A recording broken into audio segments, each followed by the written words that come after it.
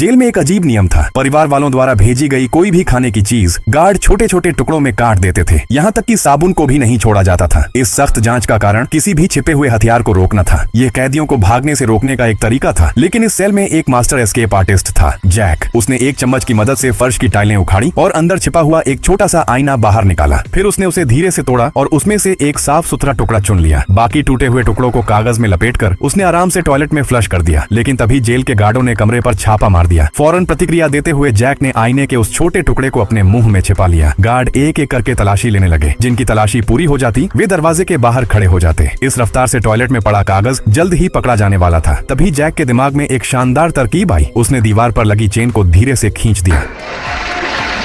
बाहर की तरफ से भी फ्लश किया जा सकता था। इसी वजह से वे बाल बाल बच गए। गार्ड अलमारियों को खंगालने लगे, खाना इधर उधर फेंक दिया, फोल्डिंग बेड की जांच की, खिड़कियां देखी। जब उन्हें कुछ भी असामान्य नहीं मिला तो वे संतुष्ट होकर चले गए। लेकिन जैक के हाथों में सबसे साधारण चीज भी जेल से भागने का औजार बन सकती थी। उसने आईने के छोटे टुकड़े को टूथब्रश के चारों ओर लपेट दिया। जल्द ही उसके पास जेल से भागने के लिए एक बेहतरीन उपकरण तैयार था। जैक ने उसे झरोखे के छेद से बाहर निकाला और अब वो गार्डों की गतिविधियों को साफ साफ देख सकता था। इसके बाद उसने फोल्डिंग बेड के पैर निकाल लिए। उसने उसे हाथ में तौला। उसका वजन बिल्कुल सही था। वो एक कुदाल की तरह काम कर सकता था। आखिर में उन्होंने कोने में रखा कार्डबोर्ड का डिब्बा हटाया और कोने में लगी 5 फर्श की टाइल्स उखाड़ दी, जिससे नीचे की सख्त कंक्रीट दिखाई देने लगी। जैक ने पूरी ताकत से उसे तोड़ना शुरू कर दिया। आवाज काफी तेज थी। उसके साथ ही कैदियों को डर था कि इससे गार्डों का ध्यान आकर्षित हो जाएगा। लेकिन जैक ने पहले ही सब कुछ हिसाब लगा लिया था। उनकी सेल के सामने वाली सेल का टॉयलेट आज मरम्मत के लिए बंद था। अगर उन्होंने यह मौका गंवा दिया तो शायद दोबारा कभी मौका नहीं मिलेगा। और सचमुच सारी आवाजें आपस में मिल गईं। गश्त कर रहे गार्डों को कुछ भी असामान्य सुनाई नहीं दिया। जल्द ही फर्श में दरारें दिखाई देने लगी। उसके साथ ही कैदी बेहद उत्साहित हो गए और बारी बारी से उसे तोड़ने लगे। जैसा कि कहा जाता है, एकता में ताकत होती है। 5 कैदियों की लगातार चोटों से नीचे का छोटा सा छेद धीरे धीरे एक बड़े रास्ते में बदल गया। फिर जैक ने एक कागज का टुकड़ा जलाया और उसे उस छेद में फेंक दिया। लौ टिमटिमाने लगी। इसका मतलब था कि वहाँ हवा का बहाव था, यानी सुरंग कहीं न कहीं जाती थी। लेकिन आखिर कहाँ, यह कोई नहीं जानता था। उन्होंने टूटी हुई कंक्रीट और मिट्टी को उसी छेद में डाल दिया और फैसला किया कि रात में इसकी जांच करेंगे। काम खत्म करने के बाद उन्होंने फर्श को पहले जैसा कर दिया और सारे औजार वापस अपनी जगह रख दिए। फिर वे धैर्य से आखिरी बेड चेक का इंतजार करने लगे। जैसे ही गार्ड वहां से गए, उन्होंने अपनी फरारी योजना के दूसरे चरण की शुरुआत कर दी।